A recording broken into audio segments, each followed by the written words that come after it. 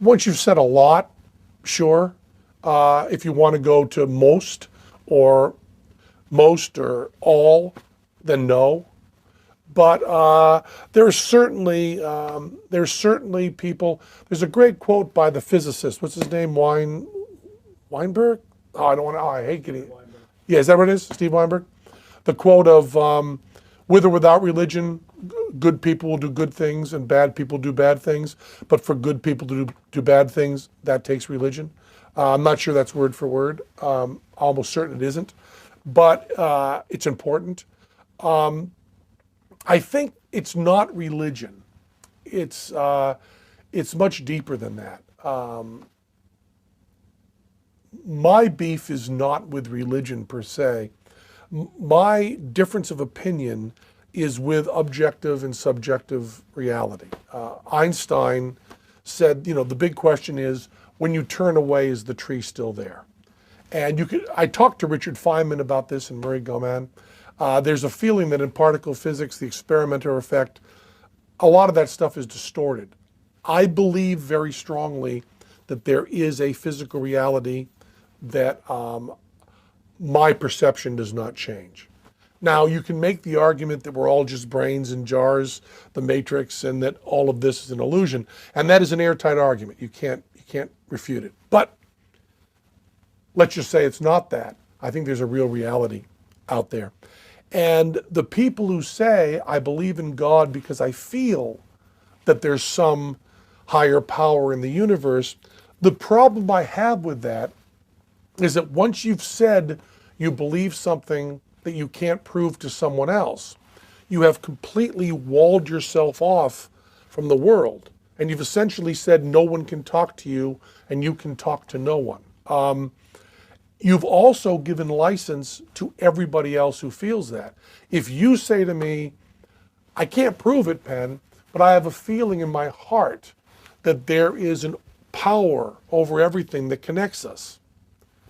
Why can't Charlie Manson say, I can't prove it, but I have a feeling that the Beatles are telling us to kill Sharon Tate and that the race riots are coming? Why can't Al-Qaeda say, I have a feeling in my heart that we need to kill these particular infidels?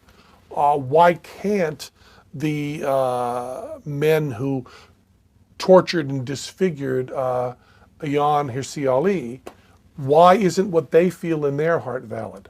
The problem is, if you have a sense of fairness, simply by saying you believe in a higher power because you believe in it, you've automatically given license to anyone else that wants to say that. So I would rather be busted on everything I say, and I am. When you've when you've put yourself out on television and on radio as someone who really does believe in objective truth, there is not a sentence that I will say in this interview that won't get 3 or 4 tweets of somebody with information busting me on it. And they're right.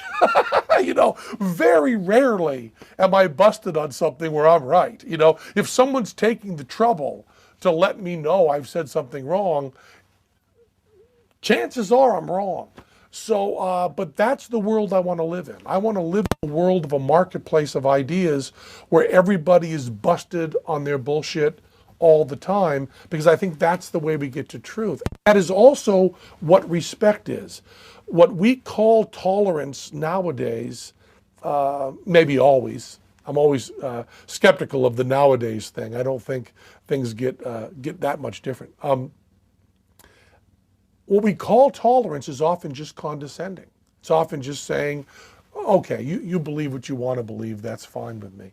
I think true respect, and it's one of the reasons I get along so much better with fundamentalist Christians than I do with liberal Christians. Because fundamentalist Christians, I can look them in the eye and say, you are wrong. They also know that I will always fight for their right to say that. And I will celebrate their right to say that. But I will look them in the eye and say, you're wrong. And fundamentalists will look me in the eye and say, you're wrong. And that, to me, is respect. the more liberal religious people who go, there are many paths to truth, you just go on and maybe you'll find your way, is the way you talk to a child.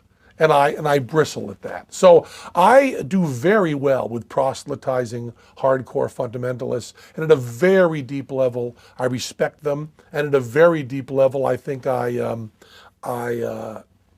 share a big part of their heart. I think in a certain sense, I'm a preacher. My heart is there.